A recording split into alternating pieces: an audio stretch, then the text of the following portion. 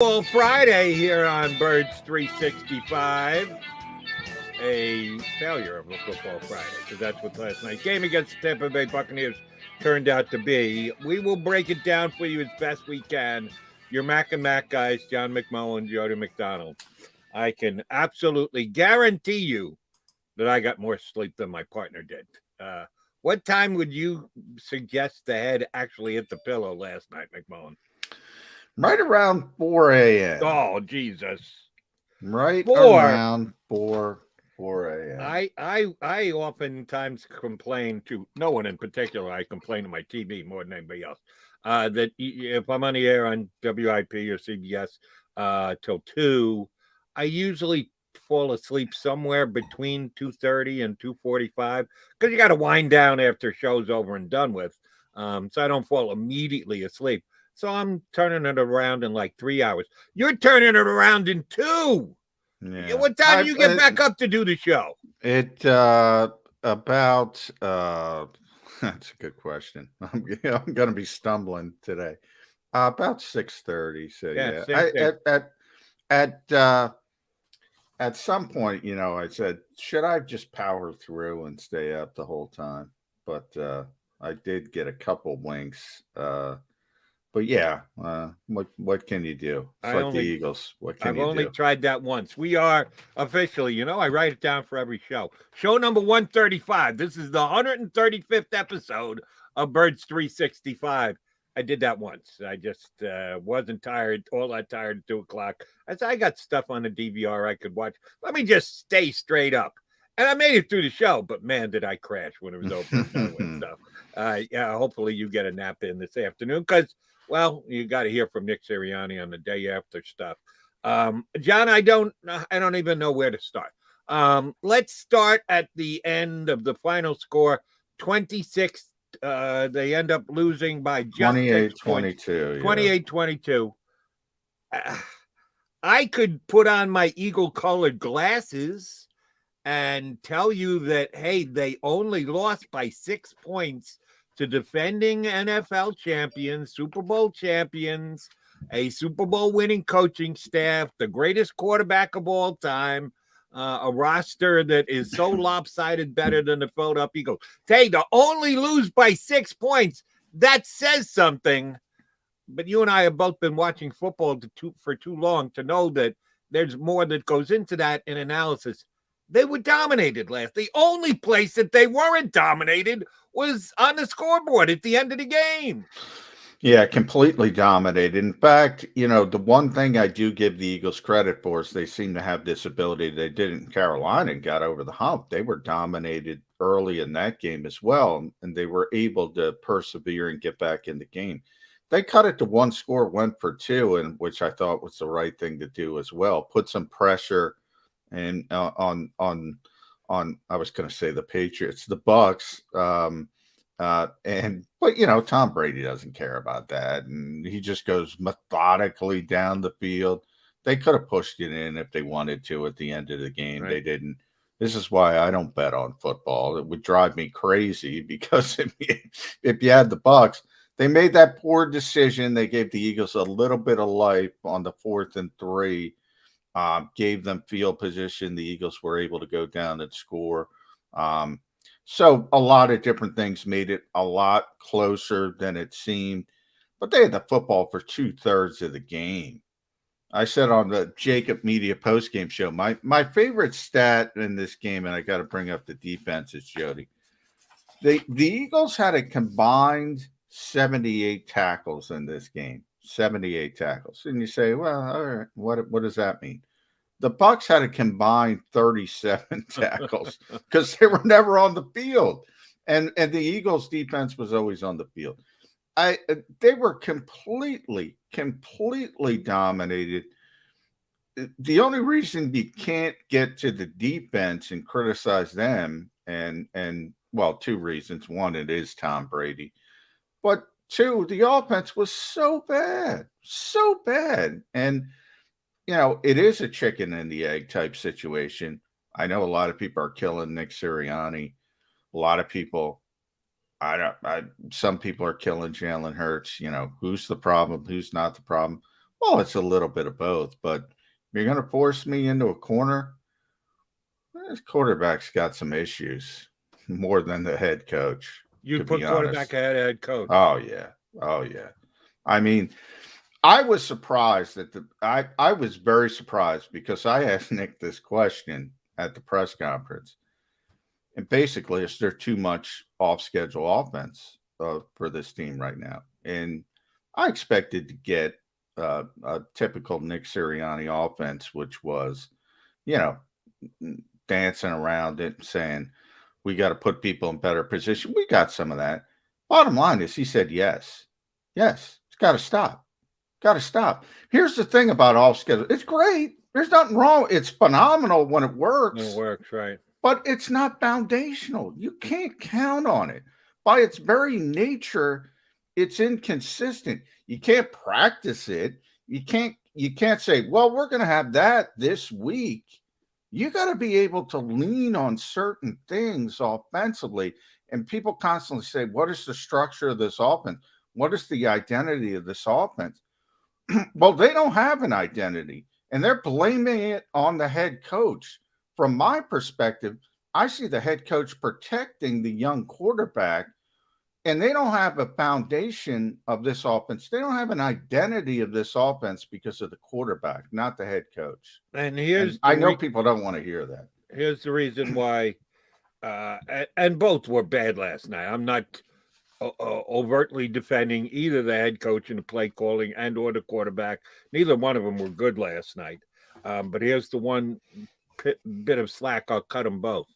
The revamped offensive line did a good enough job in Carolina last week. They were up against a better defense last night, and all of a sudden you realize that, oh, shoot, these guys are backups, and they're playing like backups. Your boy, Andre Dillard, seemed like he was spending time in Jalen Hurts' lap every single play. He was getting pushed back into him. So I'm going to go back to the tape again. I watched the game live last night. I'm the same way. I got to go through the tape. You're right. I'll be the first to say, you know, Jody, I said Andre Dillard got lucky. No DeMarcus Lawrence in Dallas. No Frank Clark with Kansas City. Now, Carolina, Brian Burns is a good player, but he's undersized. He was able to take it. Shaq Barrett, anybody who watched the Super Bowl knows what that guy can do to a game. And you have Jason Pierre-Paul, and they flip him, and they do a lot of different things. There's where I'm going to credit Jalen Hurts. I mean, they should have had about 8 sacks. Right. His escapability was able to do some different things. So I hear you. The offensive line was not great, to say the least. Jalen was running for his life. But here's the thing, Jody. And you know, there's certain quarterbacks who move around. Aaron Rodgers would be the most notable example, and they have a pocket presence, and the eyes are always downfield. When he goes, man, it's over. He's going to run, or he's got one read, and that's it. And again, it's got to get better. And how does it get better? I don't know, probably playing time. But I go back to this philosophical discussion, and that's the bigger part of this to me. Jeffrey Lurie don't want this, man. This is a placeholder season. And here's the problem. As we know, we've talked a little bit about college football. Nobody, Spencer Rattler's getting benched in Oklahoma. Nobody's standing out. Are the Eagles going to talk themselves into a young quarterback? I don't know. We got a long way to go when it comes to college football and who rises up and who doesn't and all that kind of stuff. But they don't want this offense. They do not want this offense. And it's not Nick Sirianni's offense. He doesn't want this offense. Trust me, he doesn't want this offense. So this is a bigger philosophical discussion. I agree with everything you just said. But as far as last night's performance goes, I'm going to cut the quarterback some slack. He wasn't good. Don't get me wrong. His quarterback passing rating was 55. You can't win in the National Football League with a 55 quarterback rating. But he was running for his life. I'm going to go back. I'm going to mark every single play because, again, I've read some of you guys who have already written about it, talked about the Eagles post-game show, blah, blah, blah, blah. The fact that he had to go off schedule, it wasn't like, oh, my God, he took 3 steps back, boom, he moves the pocket. He immediately runs out. No, he had to because somebody was in his face on almost every single play. The Eagles' offensive line was a sieve against that good Buck defense. Look, I agree with you. And I do a stock market report after every game for Sports Illustrated. And I was really, banging my head trying to figure out, okay, what's a positive? I just wanted a couple positives from this game. And one of them was Jalen Hurts' escapability. I gave him credit for that. I give him tremendous credit. Like I said, they should have had 8 sacks or something of that nature. I give him tremendous credit for that. But then you have to be honest about the other kind of stuff.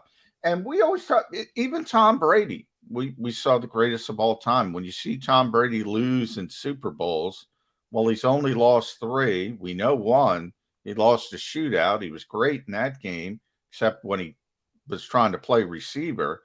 And then the 2 games against the New York Giants and what affected him, pressure right up the middle, making him uncomfortable. So when quarterbacks get uncomfortable, obviously they play poorly.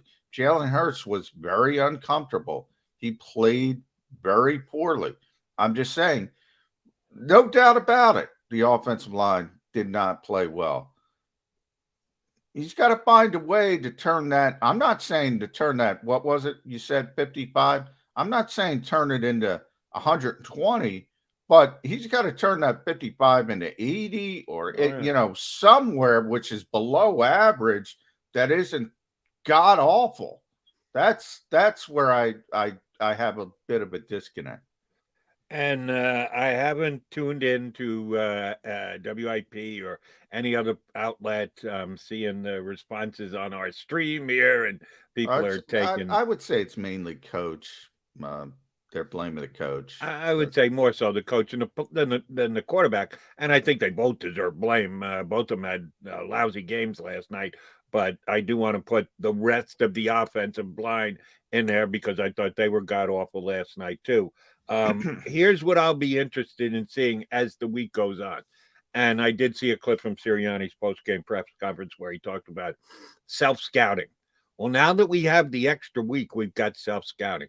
This is one of the areas where the NFL just bothers the snot out of me. And I'll give you your chance to talk about the over-legislated product that is the NFL in just a second. I know you want to go there, and you rightfully can go there with the last night's game. But the fact that the Eagles don't get a chance to practice, that this downtime is just handed to the players on a silver platter because it's been collectively bargained that way, because every time they collectively bargain, and this is now a 10-year deal, this is year 2 of a 10-year deal, the owners have to give something, so they just always give away, practice time. Yeah. We don't really need to practice. We don't really need the players in the building. Yeah, we don't really want to give the coaches more time to work with the practice, and a bad team like the Eagles a chance to get better. We want to keep every dollar in our pockets. So if we've got to give something, we'll give the players their lives, that they don't really have to dedicate themselves to football. They don't have to do what it takes when a season is going in the wrong direction to get it corrected by going in and working that many more hours at practice. Oh, no. Every minute of workout is legislated, and the players have just over years got more downtime. I hope they're enjoying it because they don't get the chance to. When things are going wrong, work on them, and maybe a little effort and maybe a little bit more time spent together on the practice field could actually improve the team. Oh, no, not in the NFL in 2021. No. Eagles, enjoy your downtime off last night's loss. You're right. In the old school days, you come off a performance like that, a coach would say, you know what? Nope. You're coming back in. We're going to work. We're going to work over the weekend. We're going to do that. Obviously, give them a day off or something of that nature. No, you're not allowed to do that anymore. And you're right. I mean, that's what they give away. You have to, in a negotiation, CBA, you got to give something to get something. They don't care about the preparation. They don't care about the product. And guess why, Jody? Because they know nobody's turning off the TV. Same thing I said about John Gruden, throwing him under the bus, obfuscating the Washington football team investigation. You can go off the field. You can go on the field. The over legislation, the taunting penalty to Jannard Avery, which is ridiculous, but also that's what they're calling this year. So from what they asked the officials to do, the officials did what they were supposed to do. It all stinks to high heaven, but you're not turning on, and I'm not talking about you. I'm telling the viewers, Jody, you're not turning off the TV. So guess what? They don't care. They're not going to change. It's not going to get better. Live with it or don't live with it. That's their mentality. And by the way, they're right. They're right. They're 100% right. There's been no indication that anybody is upset about to turn off, to not buy the merchandise, to do those types of things. And that's the only thing they will ever listen to. And it ain't happening. Right. It's not going to happen in my lifetime. I'll tell you that. If they hear the criticism being leveled on Birds 365, here's their collective response. Yeah, who cares? Okay. I've said it. Thanks for commenting. Jody, we'll get back to life now the way we want to run our lives. Jody, I've been talking for 20 years about how this league is so over-legislated, how it's so ridiculously I got, Terry McCauley, who was obviously a great official, a great Super Bowl referee. I think NBC, I think I get mixed up, but he's the rules analyst for NBC. I think he still is. I remember watching a game where even he didn't know the rule. And I'm saying to myself, well, if Terry McCauley doesn't know the rule, what you think a fan is going to know the rule? And they don't get it, and they scratch their head, and they're like, and I've always explained it like this, Jody. And I've been on a couple other radio shows, and they raise their eyebrow. I always like saying something that makes people think. The very existence of rules analysts tells you have a problem. You don't need, now, because TV is the way it is, you've seen Steve Jabby do it in basketball. You've seen some people do it in baseball, but you don't need it in those sports. They just did it because they started it in football to have these rules analysts, and they brought them in for television purposes. You don't need rules analysts in basketball, baseball. It's pretty self-explanatory. Everybody complains about officiating or umpiring. They always do, but it's easy to understand. The NFL, you actually need these guys. You need these guys to explain what the hell is going on, what the hell they're doing, because the league is over-legislated. And then you get to the point of a taunting foul. And I get why everybody's upset. I'm not upset at the referees, because that's what they're told to do, and they're doing their job. Is it a stupid penalty? Yes. Is it a bad call? It's a horrific call in that type of situation.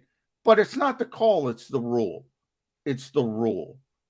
And your problem, that's where you get the over legislation. Your problem is with the league, not with the individual who dropped a piece of laundry on the field.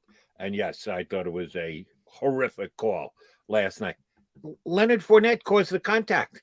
He got up and he bumped into Jannard Avery. The only thing Jannard Avery did was stare at him. The second guy always gets caught. That how that goes. But yeah, you're right. And then I want to put his head in a little bit.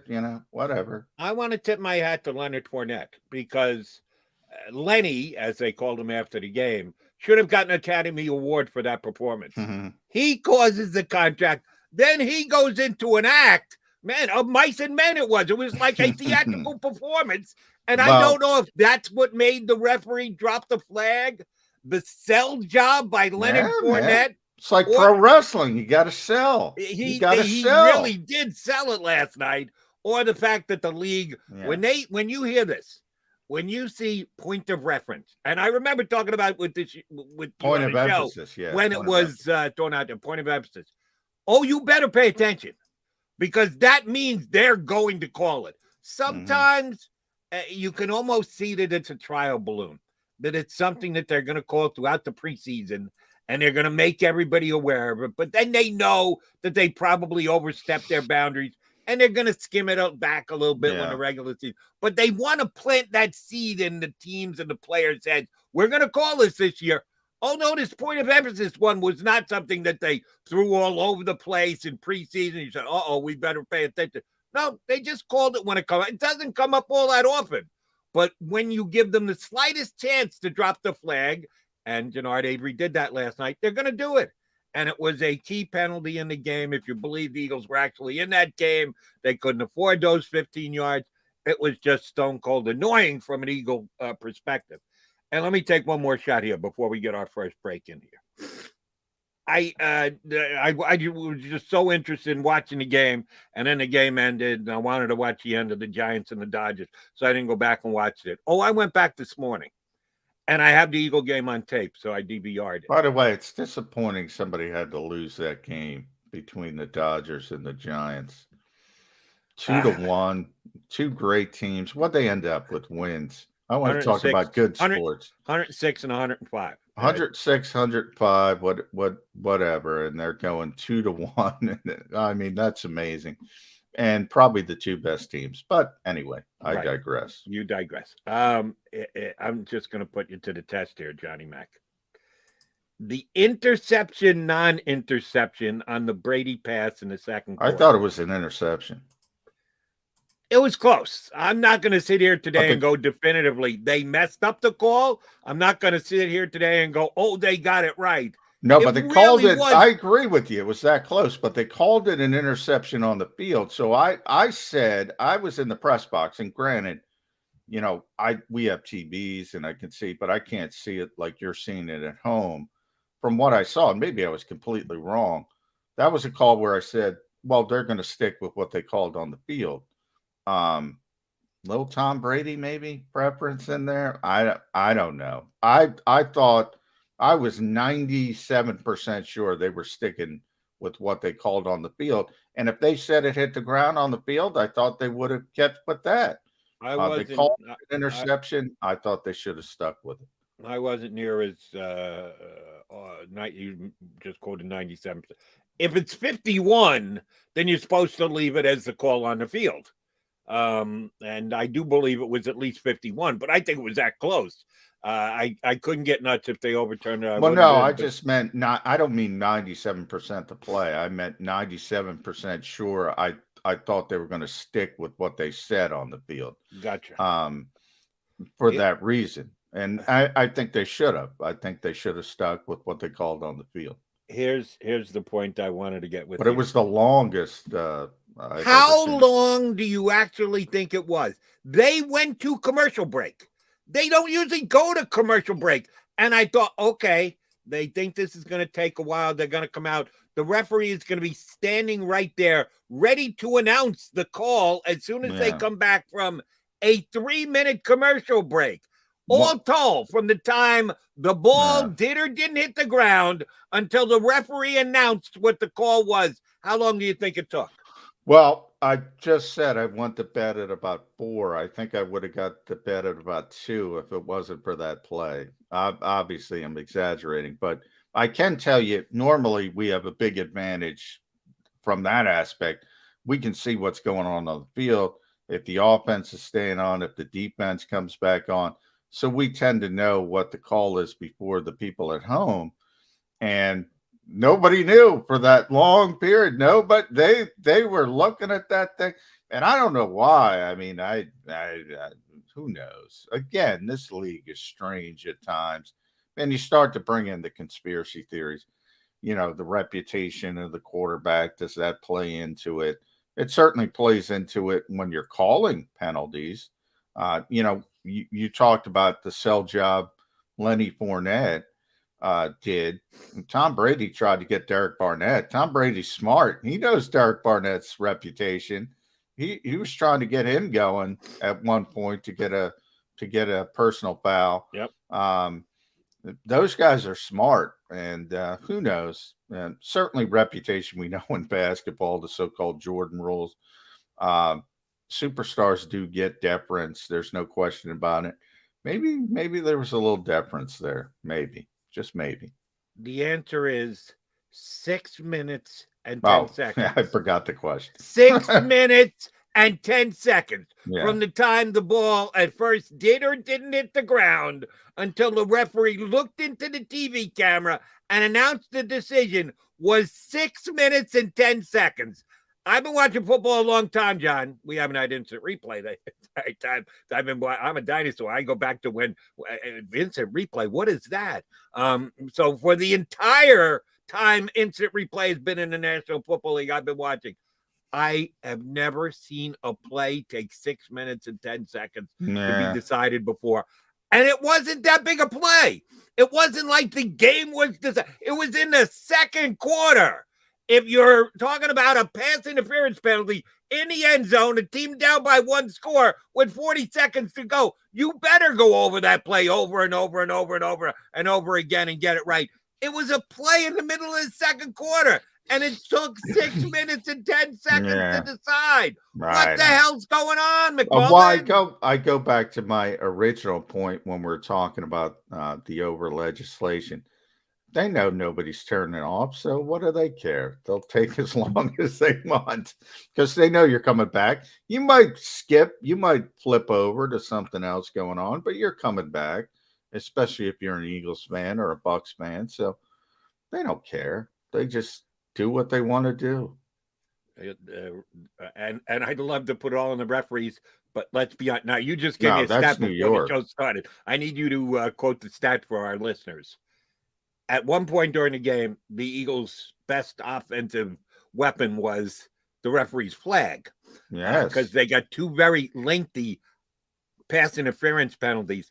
At one point, the Eagles had more yards in pass interference penalties than they did offense. When Jalen Reagor got the second pass, remember, their first 2 touchdowns, the majority of the yards on both of those drives were Jalen Reagor pass interference calls. When he got the second one, I think they were at 95 yards. One was 45, one was 50. Could be wrong, but somewhere in that range. They were ahead in pass interference yards than total offense. When they scored, they went over the top. It was actually the play before. I think they're just over 100. Yeah, it was bad. It was bad from an offensive. And actually, that was another one of the positives. You know, people focus on the taunting call because it was so big and it was it's a terrible rule. They also had the unnecessary roughness call. I still don't know what happened. There was no replay. I didn't see it live. I don't know if you saw it. Early in the game, Miles Sanders. Yeah, I got no idea. They never showed it. Yeah, now don't know what that was. But overall, they only had 4 penalties for 41 yards, so that was a positive. And Tampa Bay had 120 yards of penalties, so that was a positive overall in the game.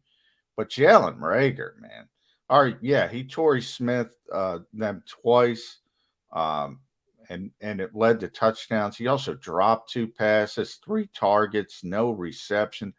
I mean, that kid is lost. And by the way, we got to talk about Zack Ertz. Zack Ertz is out of here. I mean, there were rumors abuzz last night. I heard that was the case. One quickie before we get our first break in. We're way late to our first break. Yeah, this is going to be a backhanded compliment. The Eagles' defensive secondary they've got to be near the bottom of the league in pass interference yards this year. They just haven't been called for major, like last night, Tampa getting 100 yards. Well, there's a reason for that. It's called cushion. Yeah. They all backpedal, except for Avante Maddox. Darius Big Play Slay missing 2 interceptions last night. Backs up on every play. Steven Nelson backs up on every play. Harris backs up on every play. I'll give Harris. Well, they're being told what they're executing what they're being told to do. I'm dropping this in Gannon's lap. Don't kid yourself. That's their defense. Yeah, let's play zone. Let's keep everything in front of us. Yeah, we'll let Tom Brady work his way down the field for 275-yard touchdowns one 9-play, one 10-play. Yeah, but they didn't make a big play against us, did they? If it ends up with 7 at the end, Jonathan, that's not a good job. If you make them take their time to go down the field, that's nice. But at some point, you have to get a stop. Bending too much ends up in a break. And yes, they played way too much. And Adam Schefter, who's taken a lot of heat this week, so I'm going to give him a shout out here. He just put this up a while ago. Last night was the 112th time in Tom Brady's career in which he attempted at least 40 passes in a game. Now, of course, this is the greatest quarterback of all time. Most of us are on that page at this point. The first time, number one, when he's thrown 40 passes, he had a completion percentage over 80%, 81%. First time. Tom Brady's 44 years old, been playing since, I believe, they invented the game. First time Tom Brady has done it. And it's because of what you said. Too much zone. Too much zone. He's still got the ability to pick apart a soft zone, which is exactly what the Philadelphia Eagles threw out there last night. All right, he's John McMullen. I'm Jody McDonald. We just riffed for a half an hour on what the hell happened down at the link last night. Oh, we'll do it more. Next hour, we got our buddy Martin Frank up. But J-Mac and I will come back again and try and put in perspective last night's loss by the Eagles to the Bucs. I don't want to do the look ahead thing because there's too much chop up from last night, but just a quick look ahead. Schedule does get a little easier from here.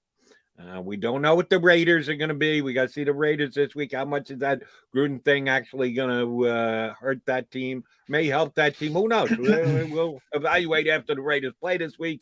And then after that, it's the god-awful Lions. So if you're looking for a silver lining there, other than the final score, there really wasn't one last night. I think more so it's the schedule does get a little bit easier for the Eagles going forward. He's John McMullen. I'm Jody McDonald. We are Mac and Mac here on Birds 365.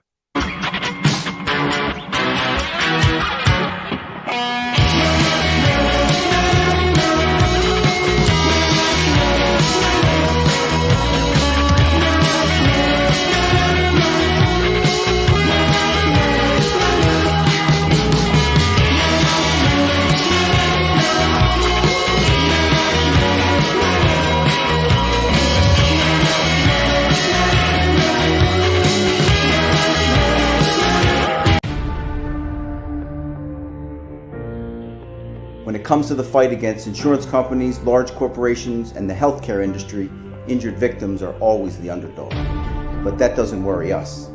At Messa & Associates, we're an injury law firm from Philadelphia, and we come to fight.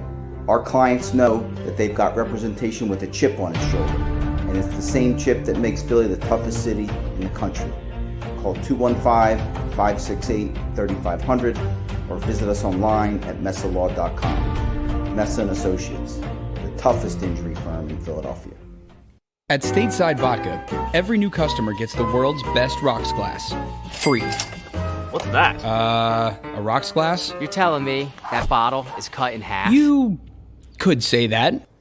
Holy shit. And you're telling me I can get one of these glasses for free? That's right. One free rocks glass per customer with each first-time purchase of Stateside Vodka.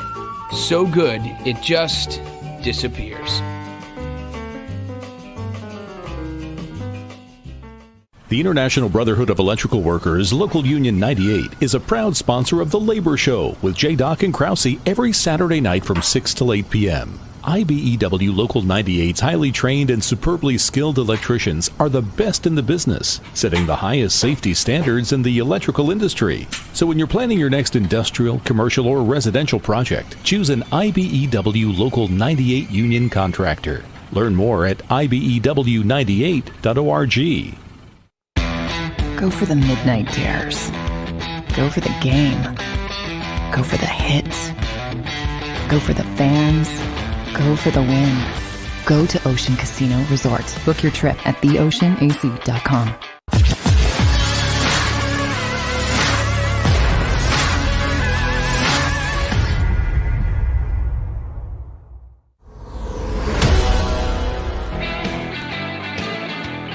we are the Mac and Mac guys, John McMullen and Jody McDonald. J-Mac cutting it out today on very little sleep as he was down at the link late last night. One of the reasons, I'm sure, John, is something we mentioned just before we went to break, and I got this probably via social media more than anything else, that the rumors were buzzing pretty good that there is some renewed interest in Zack Ertz around the league. Now, to Ertz's credit, I thought he played a pretty good game last night. He got one of the 3 Eagle touchdowns. There was one particular pass that Jalen Hurts would love to have back, was probably his worst pass of the night, as a matter of fact. Maybe even worse than the interception he threw because Zack Ertz was wide open. He just couldn't get the ball to him. Ertz played well, and if that's the determining factor as to why Zack Ertz gets traded, all right, so be it, because he was numero uno, no Dallas Goedert, knew he was going to be the man, going to finish high on the snap counts. I haven't seen him yet, but I'm sure that he played a ton last night, and he did get the ball thrown his direction as much as anybody on Eagles offense. What were the rumors? What teams are you hearing? How imminent is it? Will Zack Ertz be on the field the next time the Eagles are?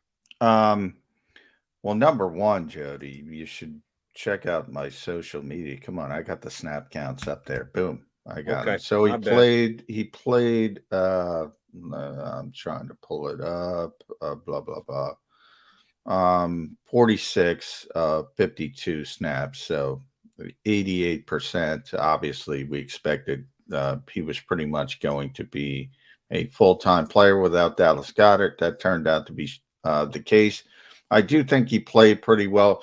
Now, we've been through this before. He was very emotional coming off the field, so it seemed like he had gotten some information. Who knows? I know people around the league do not expect him to be with this team next week, never mind by November 2nd. So this is, even though they were big before, they seem to be growing to the point where certainly by November 2nd, you don't expect Zack Ertz to be on this team, and maybe not even by next week.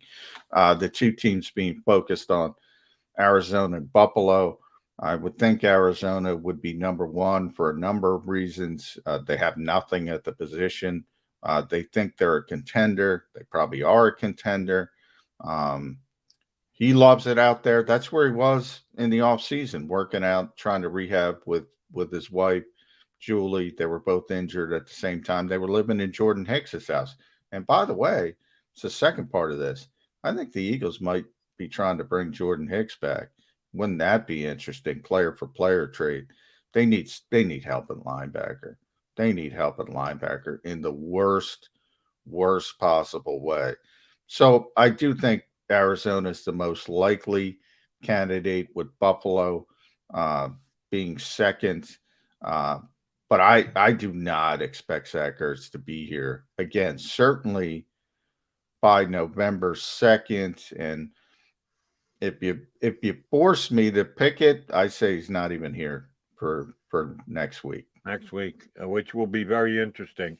I'll tell you that I'm playing a little devil's advocate here, that I'm not making this argument from strength myself. But I did just mention right before we went to break that the next 2 games on the Eagles schedule, in my estimation, are really potentially winnable. At Las Vegas next week, we don't even know what to break. We can postulate an opinion right now that the team is in an uproar because of what happened to Gruden. I mean, a lot of nice things being said about the guy who's stepping in as an interim. And I give the Raiders some credit for this, because Bisaccia, and I apologize if I mispronounce his last name, has been at Gruden's right-hand side for a decade plus, goes all the way back to Tampa, their relationship. And they made him they made him the full-time coach when they could have gone with a couple of guys who have actually been head coaches in the National Football League before, who were on that staff. And this guy has never done it before, which tells me that, number one, they're picking a guy that they just think is best suited for the job. Good for them. They didn't just go with we got to give the guy the job to a guy who's already had it before. And number two, they're holding just Gruden responsible. No one is being told they're guilty by association because they're tight with Gruden. Because it was all him. He made these statements, nobody else. So I give the Raiders that much credit. But even doing so, we got no idea how they're going to play, how it's going to affect them on the field when they get on the field, which means in 9 days, the Eagles could actually go out to Vegas and get a win. And then the week after that, they play the Lions, who, I don't get everybody who's defending the Lions and go, oh, but they hang tough. Oh, but it tears up Dan Campbell after the game. He was crying. Wasn't he crying after the game? Yeah, 0-5. Yeah. They stink. Well, I do. They stink much worse than the Eagles do, for my money. So before you know it, you're 4-4 after 8 games. If you're going to do that, you're in the mix. Are you actually just giving up on Zack Ertz? I don't think they're giving up on Zack Ertz. It's just the realization that they can, they're at that point. This is the game Howie Roseman has been playing from the start. He wanted value for Zack Ertz. He's gotten to a point where evidently has a contender willing to probably go ahead of where they would have went before to go get a tight end because of need at the present time. He was never going to be back next year. So you're not a contender. I think from the perspective of it, I hear what you're saying from the schedule getting easier, but I think Dallas has shown enough to let you know that they're not going to be terrible. They're not going to be 8-9. So you're not going to win a bad division. It's about moving forward. And by the way, part of it's Dallas Goedert. Dallas Goedert has not signed an extension. One of the reasons he hasn't signed an extension is because he knows how valued he is around this league. And his reps have told the Eagles, look, we can get a lot of money elsewhere and we can be a number 1 tight end. Well, no caveats, no messing around. And the Eagles know they gotta go in Dallas Goedert's direction. So all of that plays into it. And it's, he's not going to be here long term. So you might as well get something for him. That's where the Eagles are. And that's probably what's going to happen. I don't have a problem with that. As far as, you're right about the schedule lightening up and the Raiders, what they've done.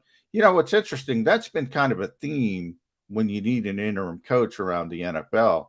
You go to the special teams coordinator because they're the only other coach that deals with the whole team. Right. So if it's in season, happened with the Rams a couple years ago, with Bossel, when Mike Zimmer had an eye problem, the Vikings went with their special teams coordinator. I forget his name. Mike Prefer, I think was his name. That's been a theme. I was a little surprised. I thought the Raiders would go Gus Bradley because of the head coaching background. But either way, I don't think it's going to be helpful for the Raiders from a football perspective to have that kind of upheaval in season. So certainly going to be an advantage for the Eagles. But they're not. Dallas is not a bad football team. They might not be as good as some people think they are, but they're a hell of a lot better than an average football team. And that was the hope, that this would be a bad division. I agree. And I'm thinking more along the lines of wild card, which I might be overly optimistic at this time. But if you get to 4-4, then for me, at the midway point of the season, if you're 500, you're in the mix. I'm not saying you're going to win a wild card, but at least you're in the mix. And they'll be less in the mix if they don't have Zack Ertz. This just dawned on me, and it's one of those out of sight, out of mind things.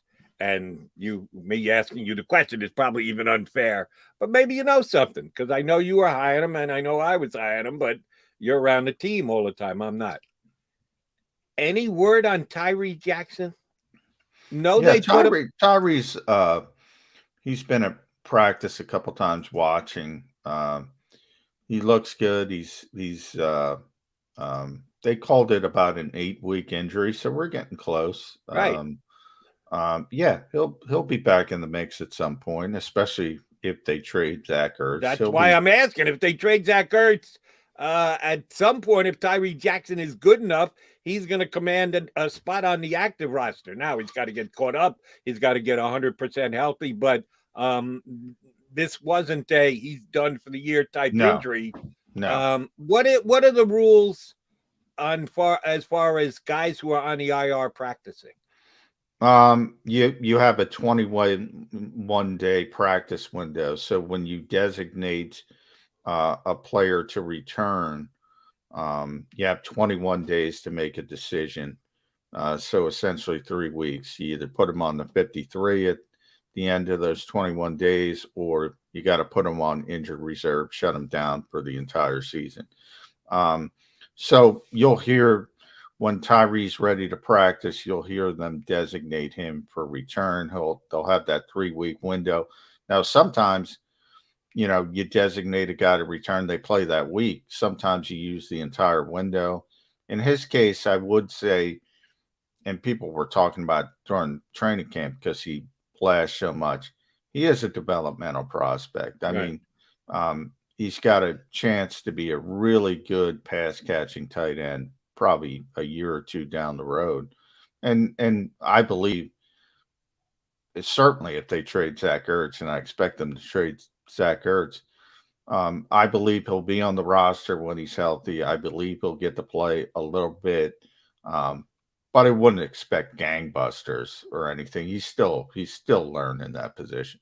Right, I understand that. All right, 2 other things that caught my attention. You say stay on top of your social media. Oh, I saw you put it out last night, right as soon as the coin was flipped, that the Eagles had won the toss and they decided to defer.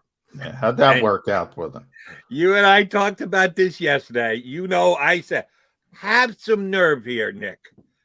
You're trying to make a name for yourself as an NFL head coach. You're taking some criticism, rightfully deserved criticism, but you want to make a name for yourself. Do something a little different. Do something a little unexpected. You do have to realize, even though you don't want to admit it, Jody Mac will say it for you. You went in outmanned last night. They have a better team than you do. All you have to do is check last year's standings, Super Bowl champion, Eagles 4-11. This year's standings, they're 5-4-1. You're 2-4.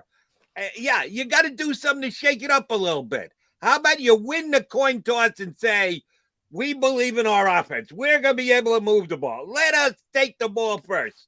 Nope. Win the toss, defer, down the field, 75 yards, touchdown Tampa Bay. Yeah, I don't get these teams, Jody. I've been talking about this for years, and I'm glad you brought it up. Look, there are teams, you got to be honest with yourself. We talked about self-scouting. All right, we have the hindsight now. I got the game book right here, Jody. We have the hindsight now. Time of possession, 39-56 to 20-04. Please round off for me. 40-20. Yes, thank you. 40-20. I told you about the tackles. So the total plays offensively, 75 for Tampa Bay, 52 for the Eagles. I talked about what do you want to do in this game? You want to shorten the game. You want to keep the football away. You did the exact opposite. You got the ball. You put the football right in Tom Brady's hands, and it started from minute 1. You're behind the 8 ball. Yep. I don't get these coaches who can't be honest with themselves. Look, I'm with you. In a normal week, if you're playing Detroit, if you're playing Las Vegas, I want to defer. I want to try to do the sandwich the half thing. Yep. I want to score at the end of the first half. I'm going to get the ball in the second half and try for that 1-2 punch. If it works, it's brilliant. That's really when you take the heart of a team away. But you got to be honest with yourself. And now we have it. We have the hindsight. They should have took the football, Jody. If only to even out a little bit of that time of possession and you get that first drive. Now, hopefully you don't go through it at 3 and out. But, I mean, the Eagles' first drive was actually okay. Now, most of it was the pass interference. But they went down and scored, and then they sputtered from there. I don't get it. I don't get why more teams don't do it, especially when you're playing good teams. And for the Eagles, that meant they should have done it. And I don't remember the coin toss. I'm not saying they didn't do it. But Dallas, Kansas City, when you're completely outmanned in Tampa Bay, that's what you do. If you win the coin toss, take the stinking football. It's what the analytics say to do, John. The analytics say always defer so that you might get that extra possession of the game. If both teams have 3 possessions in the first half, you get the first one in the second half, and it just so happens that the second half, it comes down to a 7 possession rather than a 6 possession half, you get an extra possession. And any way you analytically slice it, it's always better to have one more possession than a team than one less possession than a team. So I get it. I understand all the analytics, but that's in a vacuum. And the game isn't played in a vacuum. So you have to be able to factor in other forces, and the mismatch of rosters, as both you and I brought up, is something that absolutely should be added in. And they didn't last night, which was a mistake. Well, that's my problem. And, if people look at old guys like us, Jody, and say, well, you won't open your mind to the analytics. I love analytics guys. I have Ryan Paganetti on the show. I listen to Matt Manicherian we have on the show. Love these guys. I listen to everything. And so many people, you see them on social media more than anything. I'm not talking about those guys. Those guys know I'm open-minded. I'll listen. But at the end of the day, to the hard-headed analytics people on social media, look, everything about analytics is about large sample sizes, and but everything in football on a particular day is a small sample size. You got to factor in what's going on that particular day. That's when feel comes into it. I'll give you a perfect example. I would have taken the ball. I also would have went for it on 4th and 10. I know they're probably not going to get it late in the game when they're down 2 touchdowns and they had the 4th and 10 and all the analytics. Well, no, you can't go it on 4th and 10. Oh, guess what? I'm going for it. The odds of converting that are better than stopping Tom Brady again and again and again as the game moves forward. I would have went for it. They went for the field goal. Ball don't lie. Jake Elliott missed it. That's telling you should have went for it. So it works both ways. And I think there's not, you can't just boil everything down to one number and say this is right on a particular Sunday. If that were the Detroit Lions, yeah, you're probably right. Defer, kick the field goal. If that's the Tampa Bay Buccaneers, no. Take the football, go for it on 4th and 10. Then let me get your thought on this one, because I was seriously debating it at the time. They had played better defensively in the second half. They came up with the big stop when they needed it on 4th down, which kind of did reopen the door to maybe even steal the victory against the Tampa Bay Buccaneers.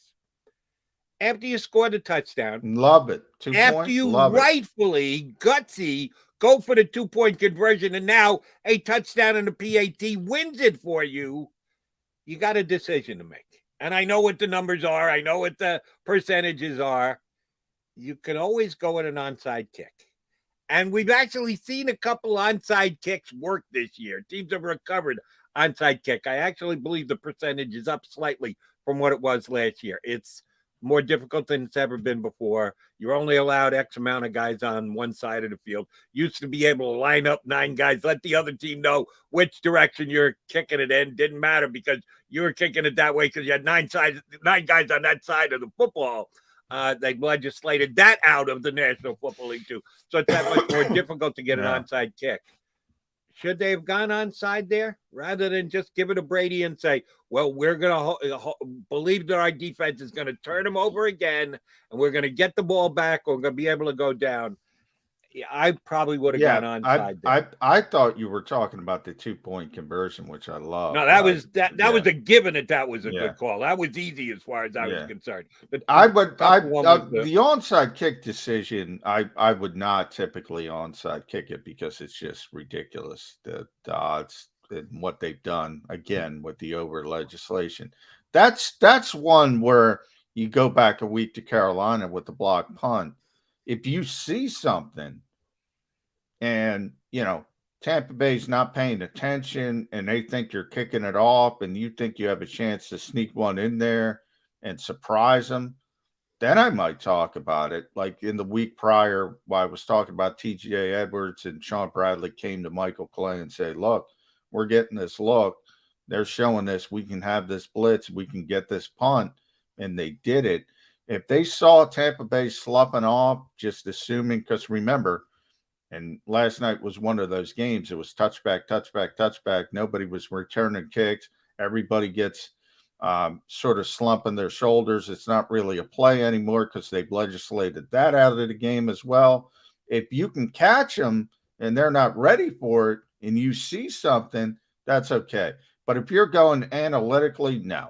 Never go for the onside kick because it's never going to work unless it's an absolute last-minute, total desperate situation. Right. But how'd the kick it to Brady and see if he can get the ball back work? Yeah. Well, but the odds are slightly better analytically. Right. But which is more frustrating? And I know you should never coach as to avoid the more frustrating situation. Yeah. But I want to give myself a chance. Maybe go and there's a chance that you get no chance maybe to give the ball back to Tom Brady. Maybe be a head coach and go up to the defensive coordinator and say, hey, let's stop the zone. Let's go after him. Let's do something. Let's do something different. I don't know. There's a lot of different ways you can go. But odds-wise, it's much more likely. You could have a tip football. You can have somebody getting through with a quick rush. You can, a bunch of things can happen on defense that even though it turned out in a negative fashion, it's going to give you better odds than, winning the lottery, which is basically akin to getting an onside kick in this league. He is John McMullen. I am Jody McDonald. We are the Mac and Mac guys here on Birds 365. Martin Frank is going to join us coming up at 25 minutes from now, somewhere thereabouts. We'll get his take on last night's Eagles loss down at the link. Another point I want to bring up, John, when we come back, something that I actually did like last night, something that I said before the game, something I was rooting for and hoping for. It didn't quite pan out. So both Nick Sirianni and I got to go, hey, at least we tried, right? Pace, the pick up the pace. Do want to get into that with John. Coming up next, Jody McDonald, John McMullen, Mac and Mac Birds 365.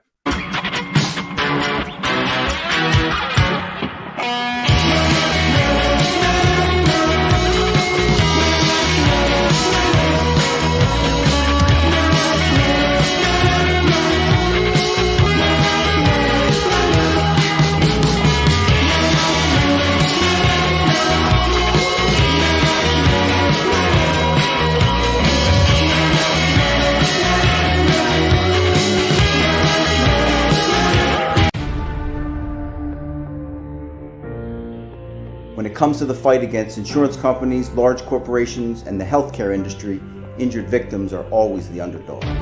But that doesn't worry us. At Messa & Associates, we're an injury law firm from Philadelphia, and we come to fight. Our clients know that they've got representation with a chip on its shoulder, and it's the same chip that makes Philly the toughest city in the country.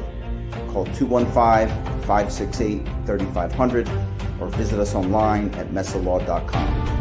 Messa & Associates, the toughest injury firm in Philadelphia. At Stateside Vodka, every new customer gets the world's best rocks glass, free. What's that? A rocks glass? You're telling me that bottle is cut in half? You could say that. Holy shit. And you're telling me I can get one of these glasses for free? That's right. One free rocks glass per customer with each first-time purchase of Stateside Vodka. So good, it just disappears. The International Brotherhood of Electrical Workers, Local Union 98, is a proud sponsor of The Labor Show with J. and Krause every Saturday night from 6 till 8 p.m. IBEW Local 98's highly trained and superbly skilled electricians are the best in the business, setting the highest safety standards in the electrical industry. So when you're planning your next industrial, commercial, or residential project, choose an IBEW Local 98 union contractor. Learn more at IBEW98.org. Go for the midnight dares. Go for the game. Go for the hits. Go for the fans. Go for the win. Go to Ocean Casino Resort. Book your trip at theoceanac.com.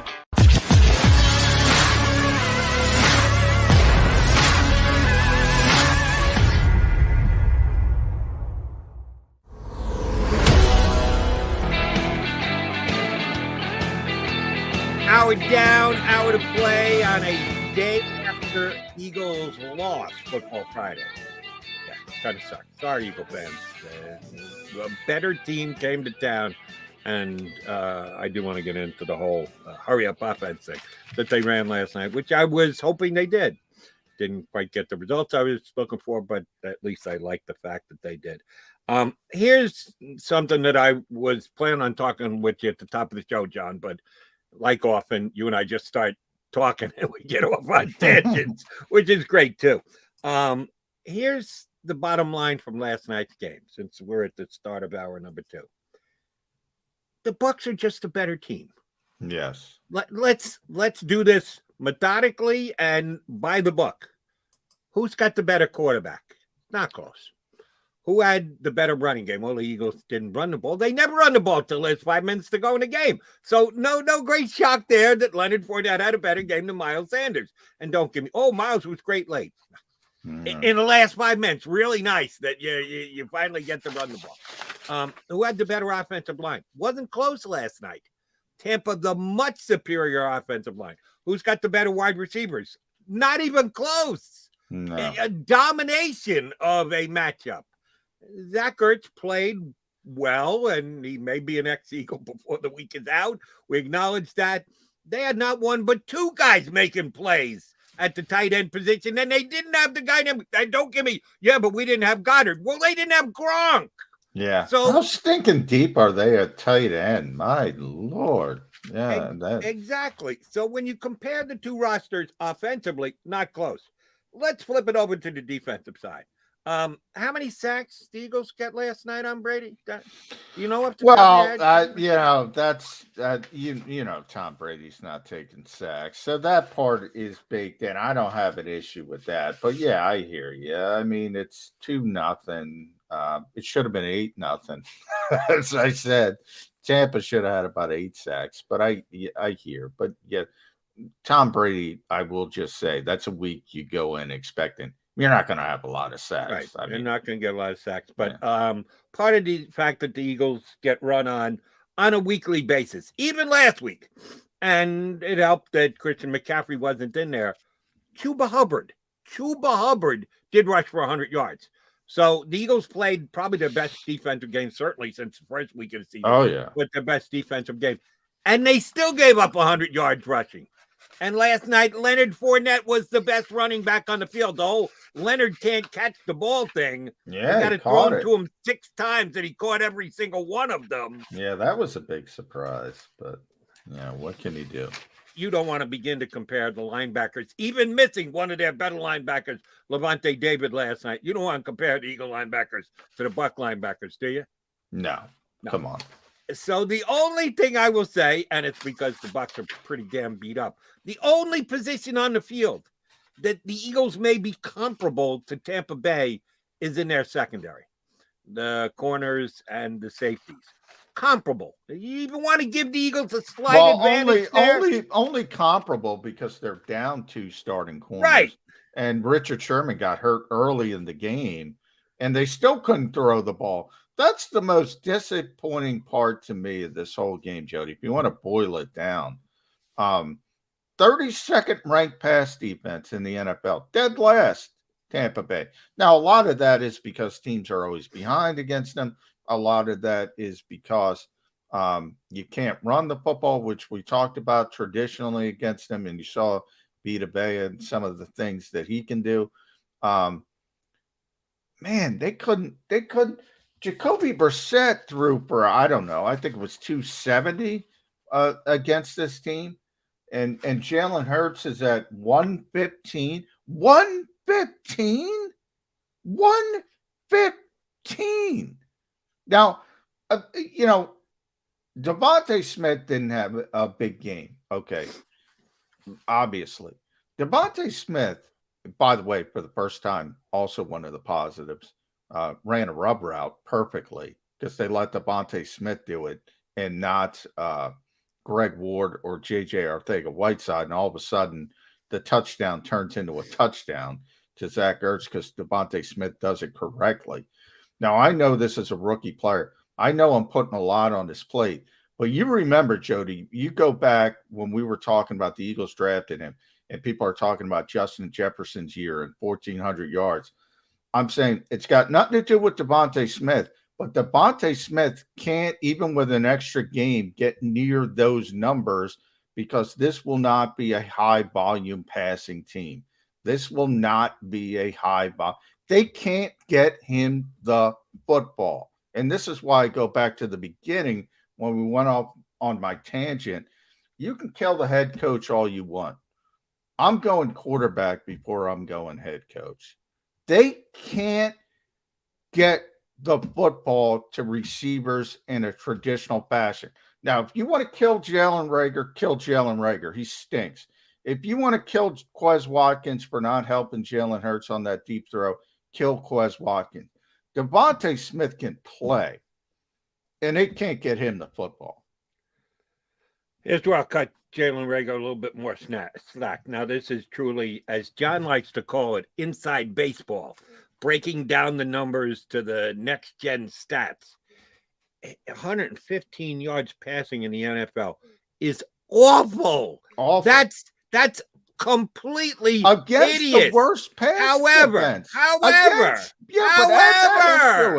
However, but can I say before you get to your however, Jody, that's awful against the number 1 ranked pass defense. I just want to add in, that's the number 32 pass defense. Now I want to hear your however. Here's the however. How many yards penalties on Tampa Bay last night? 140, 95 on right. 95 on pass interference plays. Yeah, but those are ticky-tack. I mean, hold on. Here's where you got to cut Jalen some slack. That's 95 yards he couldn't get. When you take that off his potential plate and it's not yards gained through the air, it's penalty yards, well, then he can't get them. If it drops as an incomplete and on the next play he gets a 20-yard completion, well, then he gets 20 yards.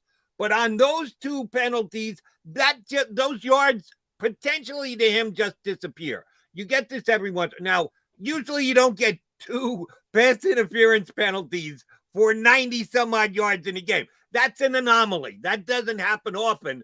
But that's how you end up getting 115 yards passing because the Eagles got those yards. You tack those yards the on. Yards it's are over 200 important, yards. Jody. The yards are important, and I got to watch the game again. And I'm kind of flying blind. But watching live, I didn't get the feeling that those 2 passes had a chance to be completed.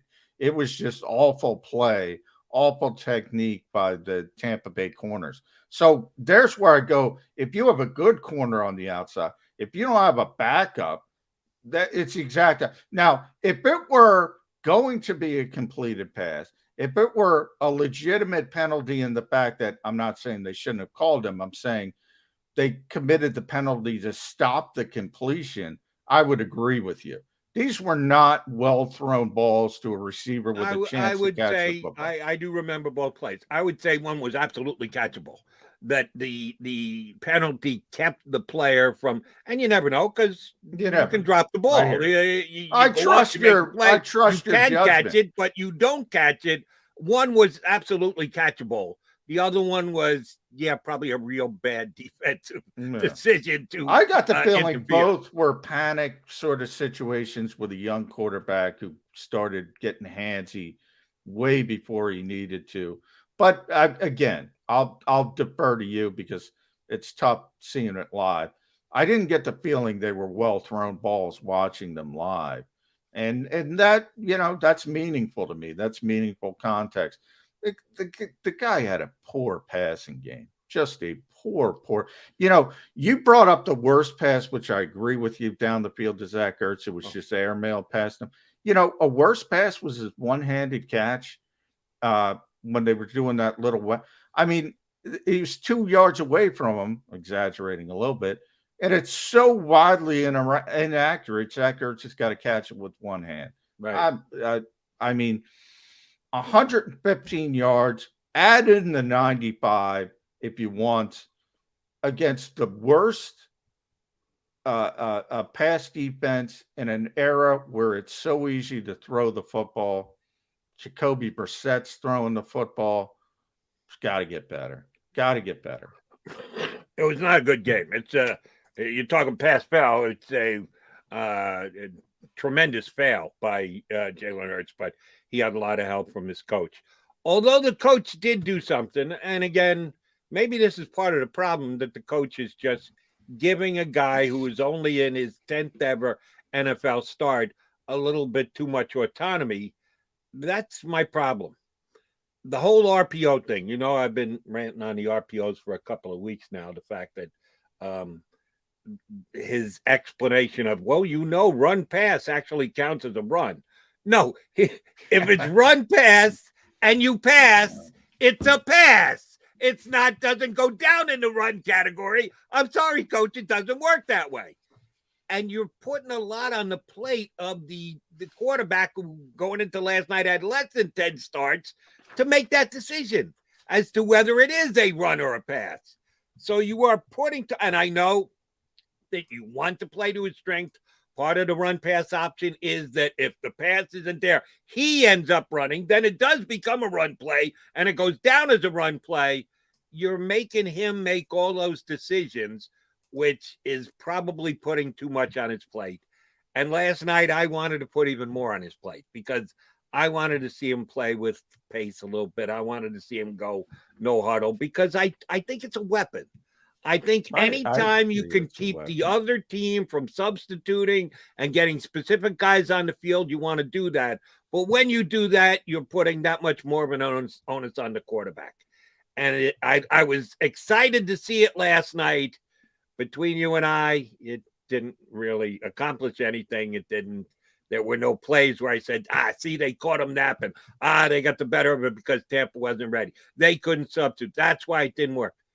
I don't know that any of that happened last night because I don't know that Jalen Hurts is the guy to take advantage of that at this stage in his career. And by the way, you can go back to Nick Foles and the Super Bowl season. And next time we have Ryan Paganetti on the show, we can ask him this. And because I know at the time the Eagles were talking about, that's when they first put the RPOs into this offense. Now it's a different offense with a different coach, but that's when they started.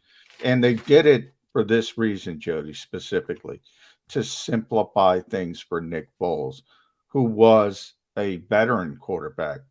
When you run an RPO offense, because I've heard this, and I'm not attacking you, but people are saying they're putting too much on Jalen Hurts' plate. It's the exact opposite. They're making things as simple as humanly possible. How is that?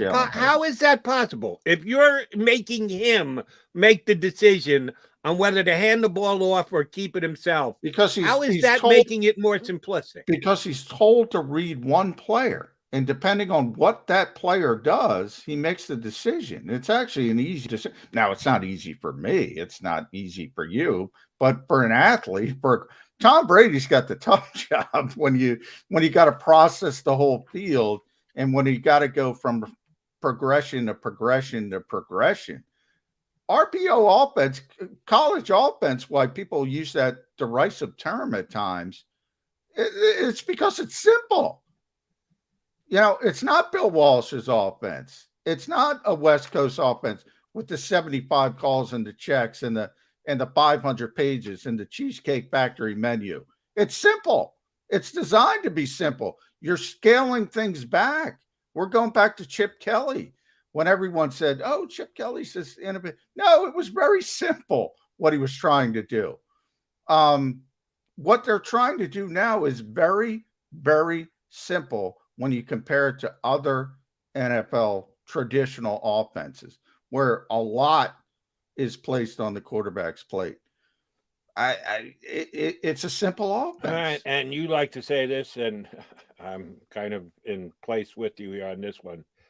Do you really want this to be your offense? No. That's what this comes down to. If you're telling me it's simplistic, I think it's I know it's just one read, but then if you don't get it right, you're screwed. So I'd rather have more options to give a guy a chance to do something else. More options is more complicated. Complicated, yes, but maybe if you've got more options, you got more of a chance to get it right. You might have more of a chance to get it wrong too, but you might have more of a chance to get it right. I don't want to live and die. It's time to call our friend from formerly from Delaware. He's not in Delaware anymore, but he's waiting to come on the show, Martin Frank. So we got to get to the break. Maybe it's time to call for Joe Flacco if you want to see options. Let's not get out of focus yet. All right, he's John McMullen. I'm Jody McDonald. We are the Mac and Mac guys on Birds 365. Martin Frank is next.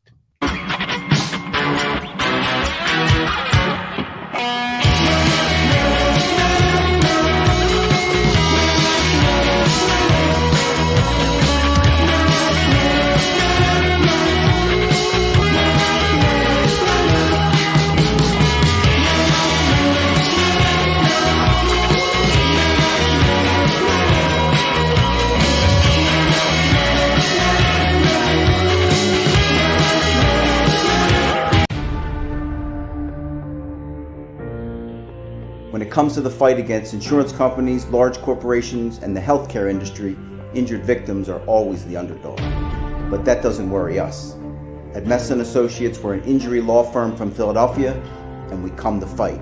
Our clients know that they've got representation with a chip on its shoulder, and it's the same chip that makes Philly the toughest city in the country. Call 215-568-3500 or visit us online at messalaw.com. Messa & Associates, the toughest injury firm in Philadelphia. At Stateside Vodka, every new customer gets the world's best rocks glass. Free. What's that? A rocks glass? You're telling me that bottle is cut in half? You could say that. Holy shit. And you're telling me I can get one of these glasses for free? That's right. One free rocks glass per customer with each first-time purchase of Stateside Vodka. So good, it just disappears. The International Brotherhood of Electrical Workers, Local Union 98, is a proud sponsor of The Labor Show with J. Doc and Krause every Saturday night from 6 till 8 p.m. IBEW Local 98's highly trained and superbly skilled electricians are the best in the business, setting the highest safety standards in the electrical industry. So when you're planning your next industrial, commercial, or residential project, choose an IBEW Local 98 union contractor. Learn more at IBEW98.org. Go for the midnight dares. Go for the game. Go for the hits. Go for the fans. Go for the win. Go to Ocean Casino Resort. Book your trip at theoceanac.com.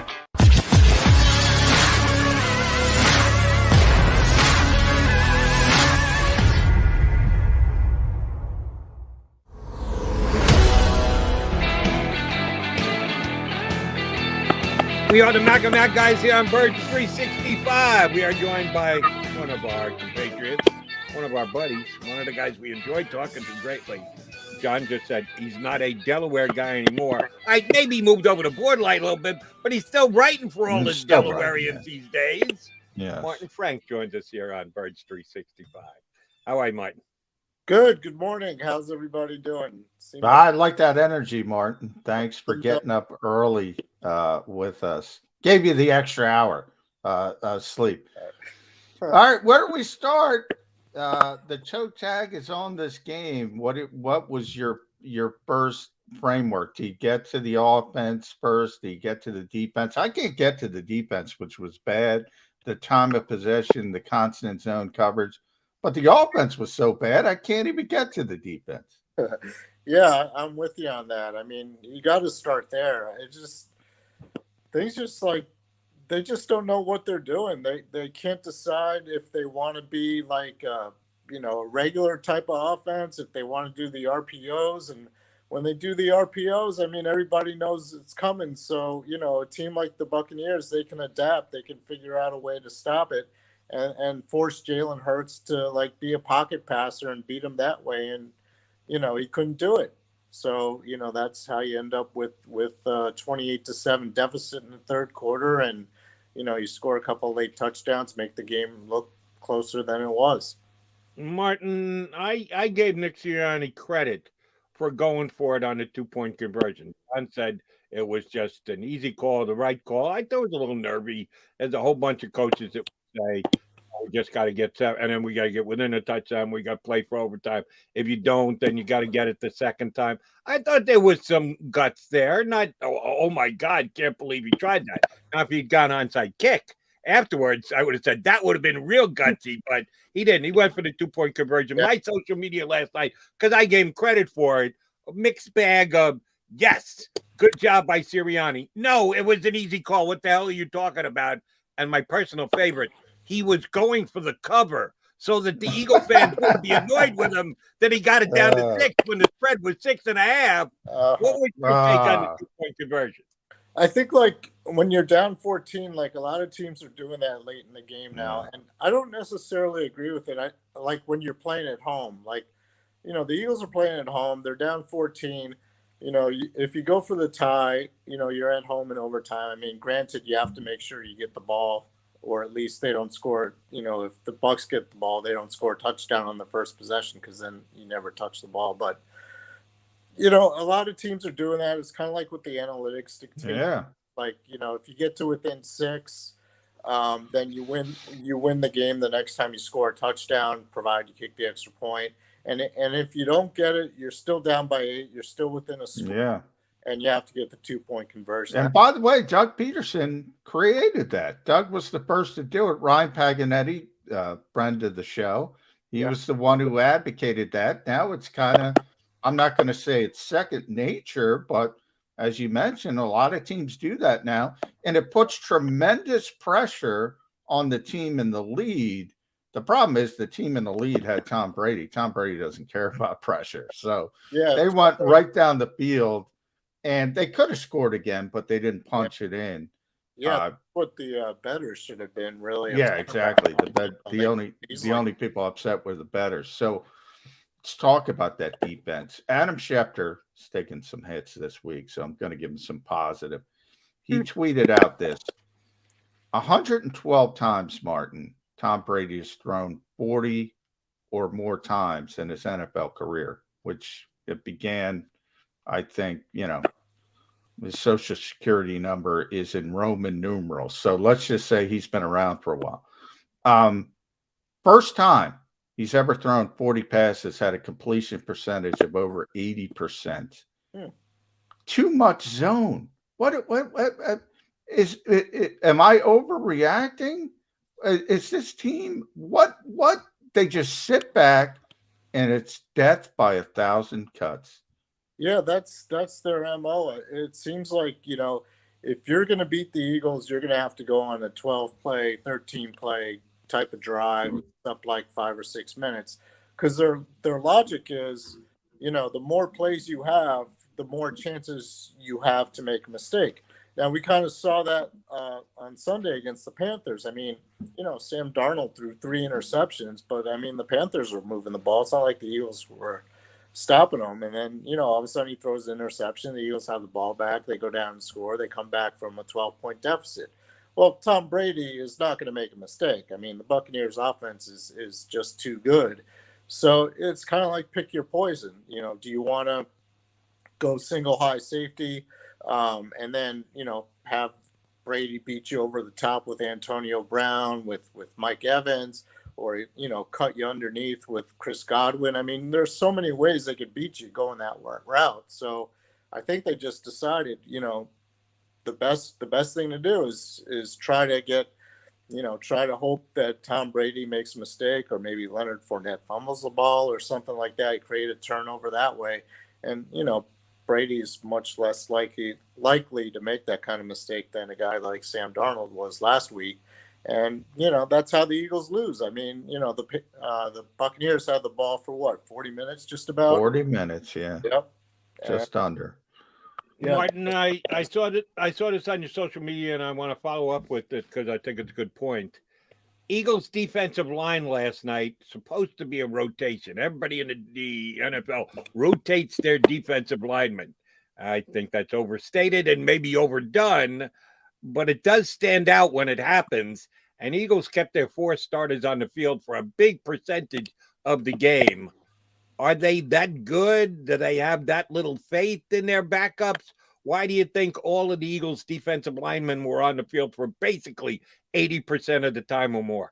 Well, I think what you're also seeing is how much they miss Brandon Graham, because they did have more of a rotation when Graham was in there, because then, you have Josh Sweat and Derek Barnett kind of going back and forth and everything like that. But, I mean, there's just a big drop-off between those 4 guys. I'm talking about Sweat, Barnett, Fletcher Cox, and Javon Hargrave, to the other 4 guys. Milton Williams has been kind of overmatched as a rookie. Tyree Jackson got in for a few snaps. I mean, he's overmatched. Hassan Ridgeway doesn't really do a whole lot. Ryan Kerrigan's been kind of a disappointment. I think he only played like 21% or something like that. I mean, I don't even think he has a tackle yet this year.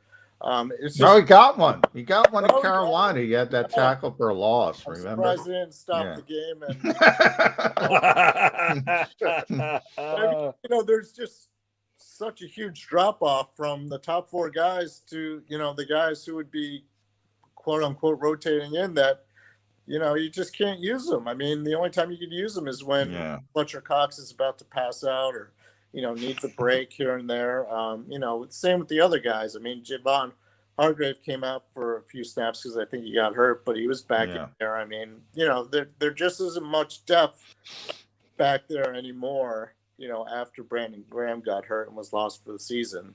And that's just how it is. I mean, you want to have depth, but then when you have to use depth, then you don't have the depth anymore. Well, I don't know how much you've checked social media today, Martin, but a lot of Nick Sirianni criticism coming in hot and heavy. I want to get your take on the chicken and the egg of the coach and the quarterback, and who's the bigger problem, what's going on. I think it's fair to say it's a little bit of both, column A, column B, but if I force you to pick who's the bigger issue, the rookie head coach or the young quarterback, which way are you going on this overreaction Friday?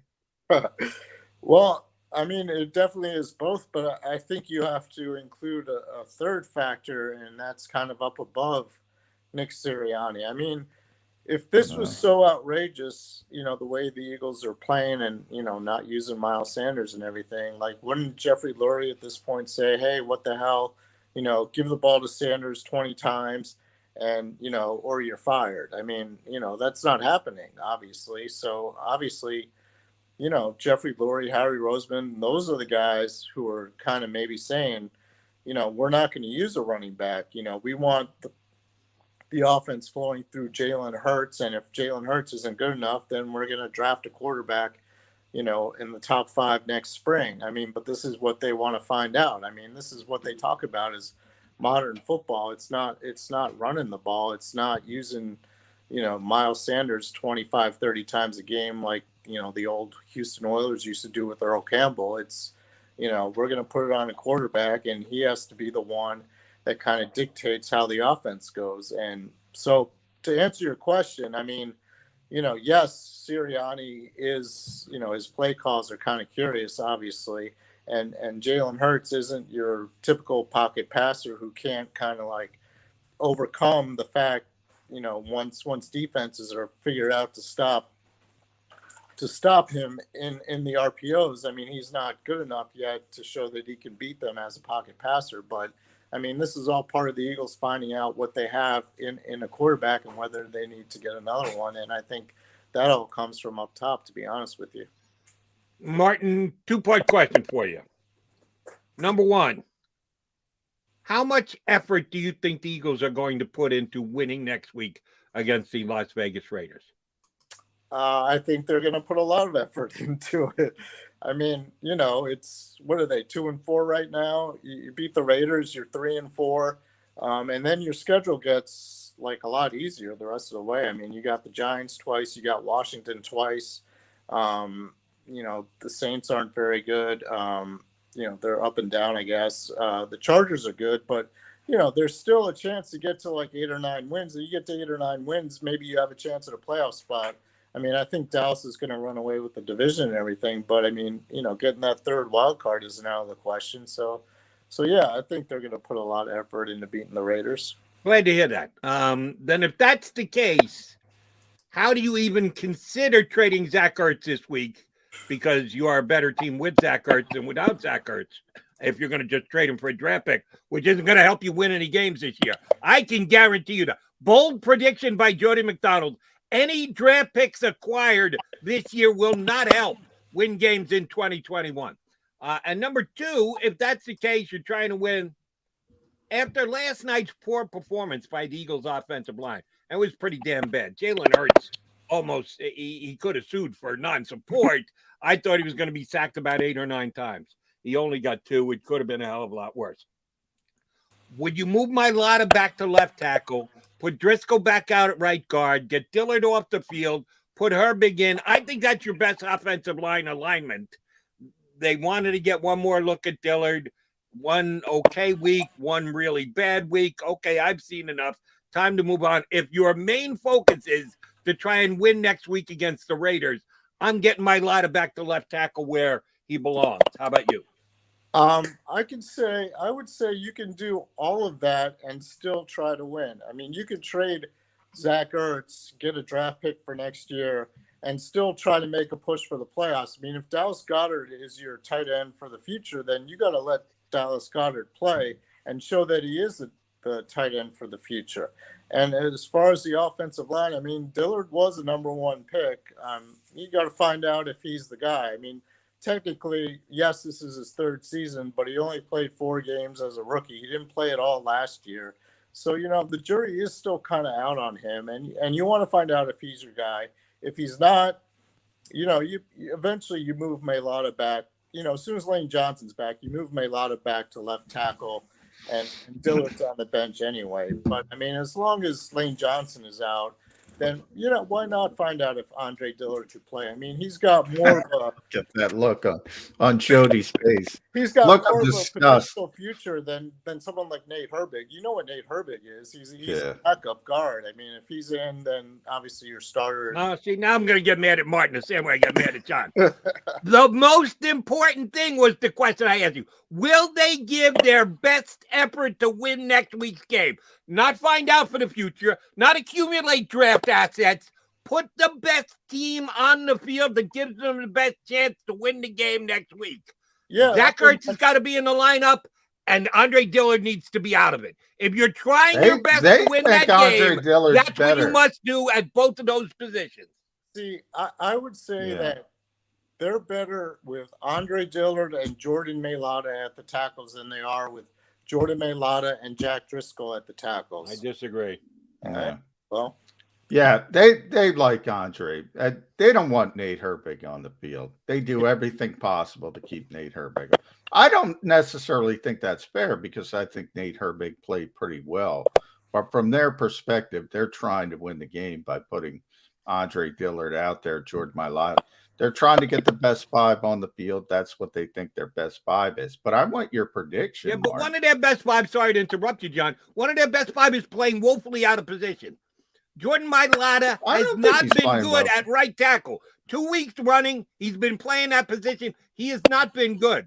We know what he is at left tackle. We're seeing what he is at right tackle. You're playing him out there. Driscoll was better the 1 week he played right tackle than Mailata either of the 2 last weeks.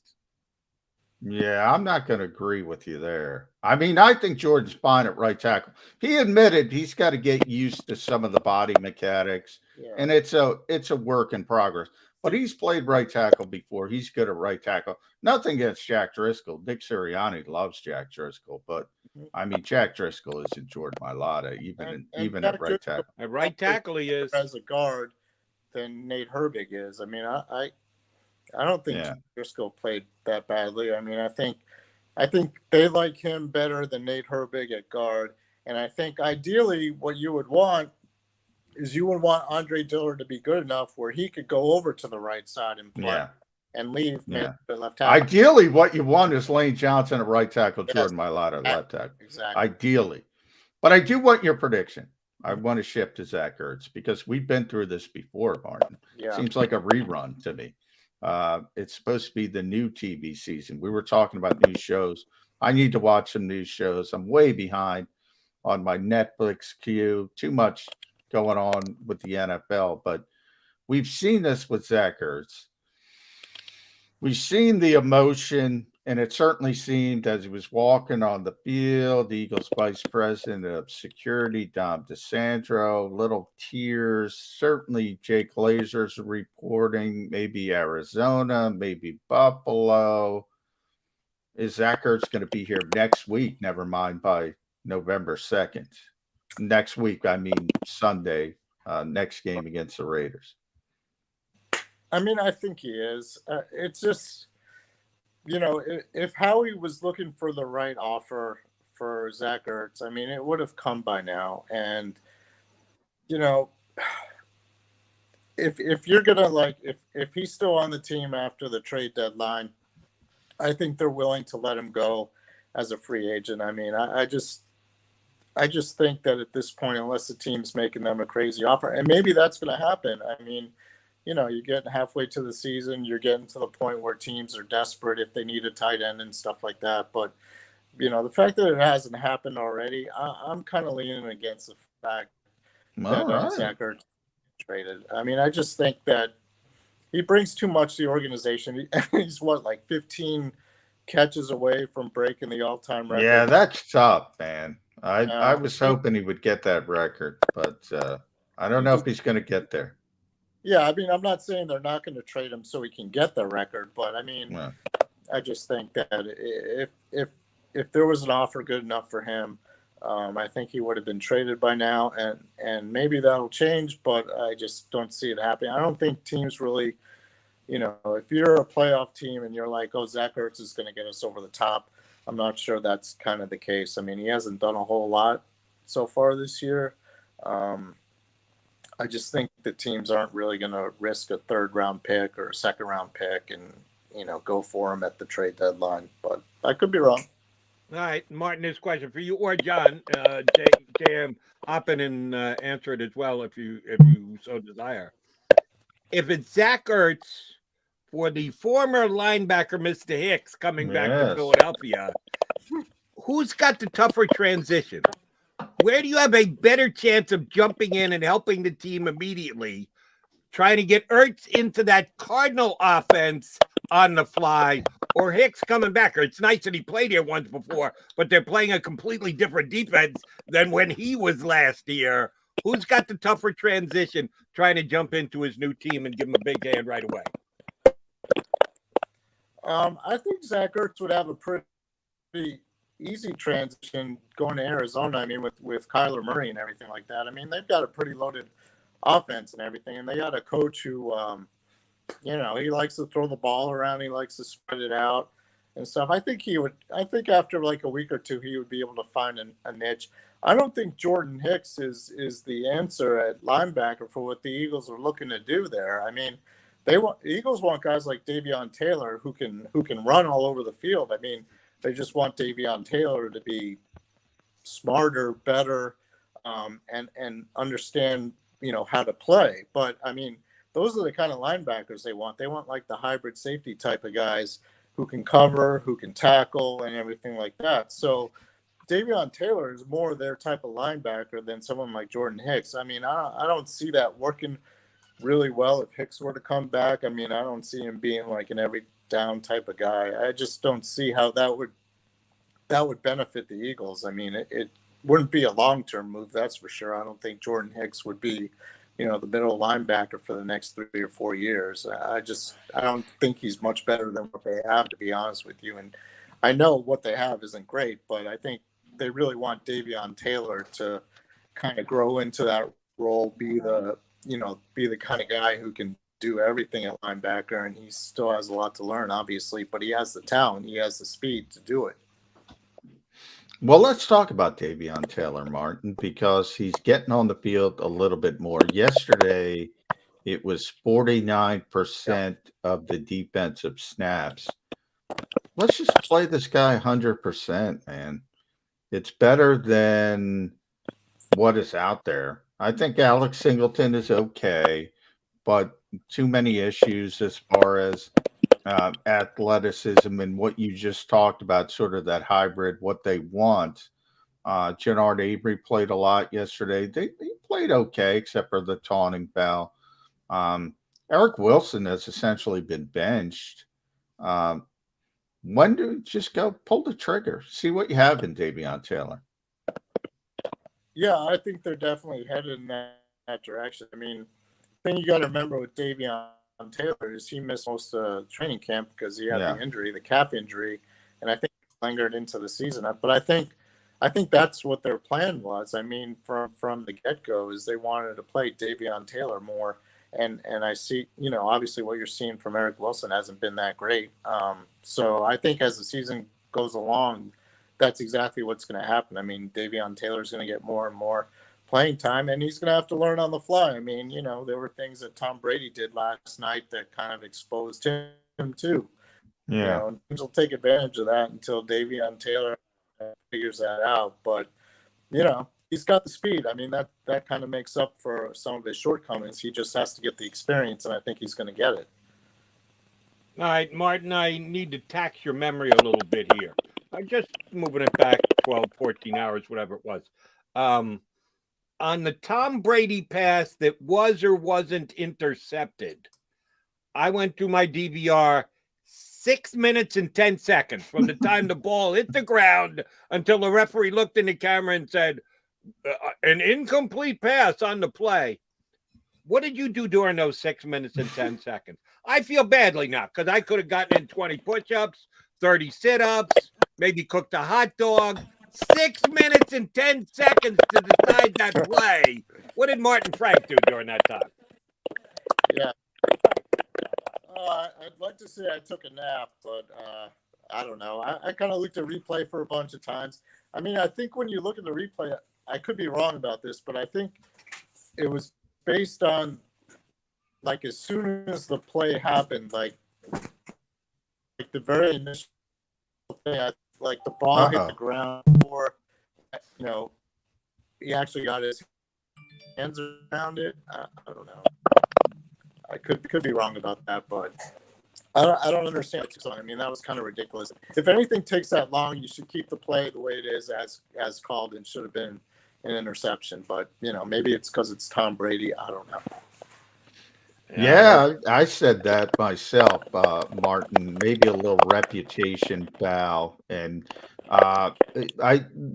before I get you out of here, I want to encourage everybody to read Martin at DelawareOnline.com. Read his Eagles coverage. Some of the best covering this beat. I want to end on Jalen Reagor because in some ways he was the most important part of this offense yesterday with his 2 pass interference calls, Torrey Smith-like calls down the field, which resulted in 2 touchdowns. On the other hand, he's a receiver. He gets thrown out 3 times. He doesn't catch the football. He drops 2. Is it time to just admit it's not going to work with Jalen Reagor? Or is there still going to be some great turnaround in the near future? I think Martin's unfortunately his mic is shot. Martin, we're going to let you run because we're having some technical issues, which is unfortunate because we love talking to Martin. But if you can't hear what he's saying, then you can't hear what he's saying. All right, he's John McMullen. I'm Jody McDonald. We still got 15 minutes left. Come on back. We'll put a bow on the show, a nice big bow off a less than stellar effort by the Eagles in their loss to the Tampa Bay Buccaneers. Coming back to wrap up the show here on Birds 365.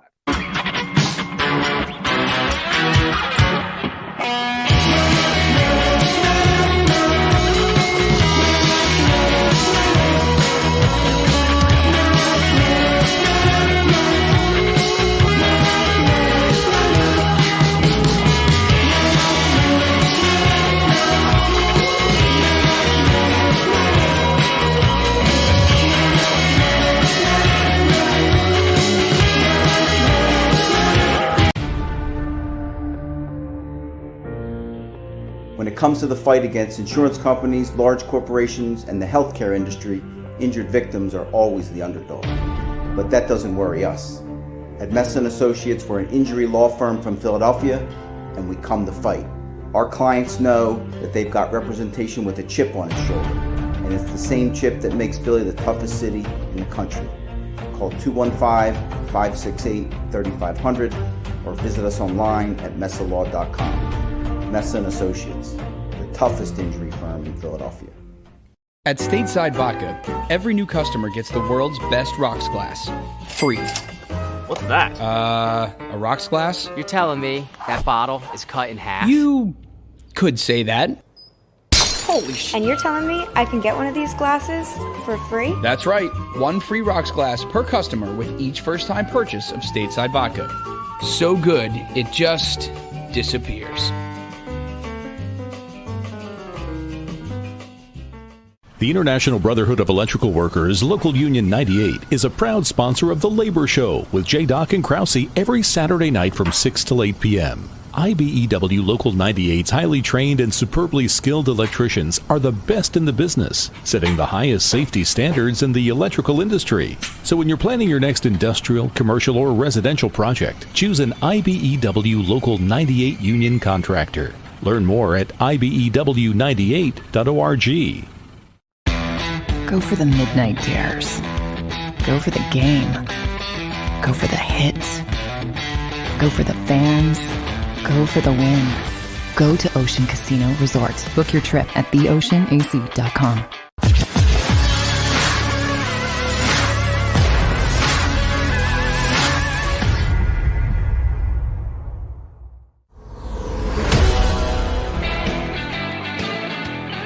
Mac, guys. Final segment on a football Friday. A failure football Friday because the Eagles failed to win last night at home. And John didn't think they were going to win before the game was played. I didn't think they were going to win before. Our boy Eddie Kratz was on with us yesterday, and he picked the Bucs to win by 2 touchdowns. So the fact that the Eagles didn't win the game should be, well, I don't even want to use the word annoying. Should have been expected. They're a better team, and not every time in the National Football League there's a team with the more talent and a better roster or in the better position or the better coach or the better quarterback. They don't win every game, but they win their fair share percentage of games, and that was surely the case last night. So the Eagles hung in. The final score made it look closer than the actual play on the field was. John and I both used the word dominant at the top of the show. It was a dominant performance by Tampa yesterday, and the Eagles kind of gritted it out to stay as close for as long as they did. But then again, if the Bucs wanted to score late, they probably could have. They could have won by 9. They could have won by 13 if they wanted to. I had 34-22, Jody. I was hoping for that touchdown missed extra point. Missed PAT. Yeah, right on. I would have been right there. Right on the number. It would have been impressive. John, one thing we didn't sink our teeth into, maybe we'll do more of it tomorrow, but we still got 10 minutes here to go today, so why not? Jordan Mailata, after the game, said that early on, it looked like the Bucs knew what was coming and that the Eagles didn't adjust fast enough, and when they adjusted, they didn't execute the changes, which is kind of damning on both the coaching staff and the players. Didn't adapt fast enough and didn't execute fast enough. He kind of took a shot at everybody, which is the kind of guy that Jordan Mailata is. He's not going to throw one person under the bus. He's going to throw all the people under the bus and even himself under the bus, which means it better be a pretty big bus if it's going to go over Jordan Mailata. Do you like that candidness from a player when he points the finger at both the coaching staff and the players? Because he did that with that one simple quote of saying, it seemed like the Bucs knew what we were doing and we were a little slow to adapt and then slow to execute. I'm personally a fan of when the players acknowledge the fact that they weren't good enough. Were you? Yeah, I always loved when players were honest. Rodney McLeod was very honest, gave pretty much a deep dive into the 3rd and 7 that sealed the game with Antonio Brown. Nick Sirianni was obvious, was honest in saying that the adjustments came too slow as well. They came too slow in Carolina, to be honest, but they were able to overcome them because of some other things: the block punt, the big field goal, the defense playing well. They were able to overcome. But here's my problem, my bigger problem. There were no adjustments. They're just executing. They're running RPOs. They're running the same stuff. They got Miles Sanders loose. They were RPOs. The Miles Sanders runs. They were RPOs. So where's the adjustment when Jordan says Tampa Bay knows what's coming? Well, Jody McDonald and John McMullen know what's coming. It's a bunch of bubble screens, RPOs, slip screens, regular screens, swing passes. That's what's coming. I don't. Sometimes I think players, coaches as well, because I'll throw Nick in there. And Nick pointed out that the Miles Sanders runs, those were RPOs too. I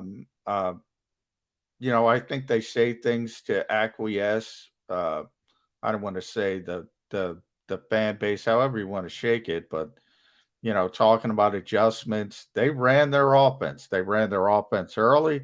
They ran their offense late. It was a little bit better late.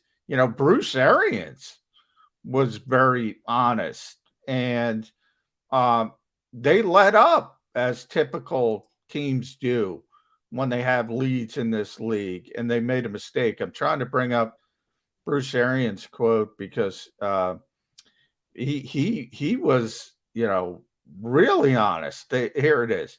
They popped a couple runs late when we were playing pass defense, just him, and he's talking about Jalen Hurts, just him traveling, him getting out of the pocket, improvising.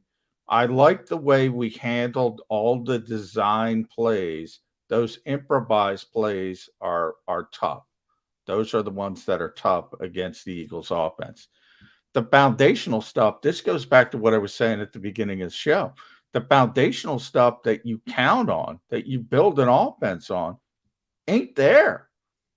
The only thing that works is the improvisational stuff, which is great when it works, but you can't build an offense on that. You can't build an offense on that. If we talked about the offensive line, the pressure, how many sacks the Bucs could have had if Jalen Hurts didn't have that escapability. Jody, if they continue to play that aggressive in the fourth quarter, they took their foot off the gas defensively. They started going back into the zone looks. And that's when the Eagles had a little bit of success. If they kept up with that aggressiveness, it probably would have been the same result. It probably would have been the same ugly play for 60 minutes instead of having a couple nice drives. You and I have gone back and forth about this a couple times today. We certainly put Nick Sirianni and Jalen Hurts at the top of our didn't get it done last night list from their loss to the Buccaneers, rightfully so. The question is it Sirianni 1 and Hurts 2, or Hurts 1 and Sirianni 2? You're leaning toward quarterback first, coach second. I'm leaning toward coach first, quarterback second. I know at least one guy who was on the same page with me, because I did flip over and watch a little bit of the post-game show. Ray Dinger, who is very respected in this town, been doing it forever, Hall of Fame writer, actually called Nick Sirianni dumb last night. Called the Eagles offense dumb. Seth Joyner called the Eagle offense a high school offense. He said it's not even a collegiate offense. It is a college high school offense. I offense. disagree with it. It is a college offense, but I hear. He went all the way back to high school. He said college offenses are a little too difficult for the Eagles to run. It's both. I know we're splitting hairs here and we're getting into kind of a Well, these guys are debate. frustrated. No offense. Seth loves this team, understandably so. Ray loves this team, understandably so. I do not love this team. I don't dislike this team. I pride myself on my objectivity. I don't care if they win. I don't care if they lose. I do think people get too emotional at times. Nick Sirianni knows what he's doing. I think he there's a lot of things I've criticized him for. I think, he creates these Seth Joyner moments with his high school mentality and put, high school Harry, blah, blah, blah. Always talks about his brother coaching on the college level, his dad, he comes across with the T-shirt slogans. This is high school stuff. This is college stuff. He brings on this stuff himself. He's trying to protect the quarterback. The quarterback can't run a traditional offense. It drives me crazy when people say, run what Tom Brady does. It would be uglier. It would be uglier if that's possible. I know I can't prove it. But if you ask Jalen Hurts, if you just parachute him in to the Tampa Bay offense, would that be a disaster? I think the answer here is, I think people are getting the answer. They just don't want to admit it to themselves. John, I think you're right. We're back to the 50, 51%. Oh, you're in the 50%. You're in the 60%. You might be in the 70%. I don't know that it's 95%. I want to see. All right. That's fair. That's fair. Because he hasn't run this type of an offense. Oh, by the way, he did a little bit last year. The Peterson offense wasn't the RPO offense. So he had very good games and very poor games last year. If we have come to the determination, and I don't know that the Eagles have, but they should, that this type of offense is not good and isn't going to work and is a long-term mistake, correct it now. And let's find out if Jalen Hurts running Tampa's offense, take Tampa's offense, lock, stock, and barrel, which we could have Antonio Brown and Mike Evans and all those guys. But you can't. But go ahead, put them in it. Let's find out, since we're going to trade Zack Ertz anyway and not really put our best effort to win games this year. Let's go ahead. Let's get into the under the microscope and find out if he can or can't play, not speculate. And you're going to have a really good feeling about it. And you're probably right. But let's find out. Let's actually put him in it and do away with the RPOs. That's fair. That is completely fair, and I've argued that. I said, if you remember early in the season when they weren't throwing the football over the middle of the field at all, I said, you got to take the shrink wrap off. You got to figure out what you have with this quarterback. I'm just saying, I would love to see it as well, because I think I've been proven right. I think he's trying to protect the quarterback. I think that's not in his mindset, and I can't blame that on a coach. I will never blame a coach for trying to, as I always say, accentuate the strengths of a player.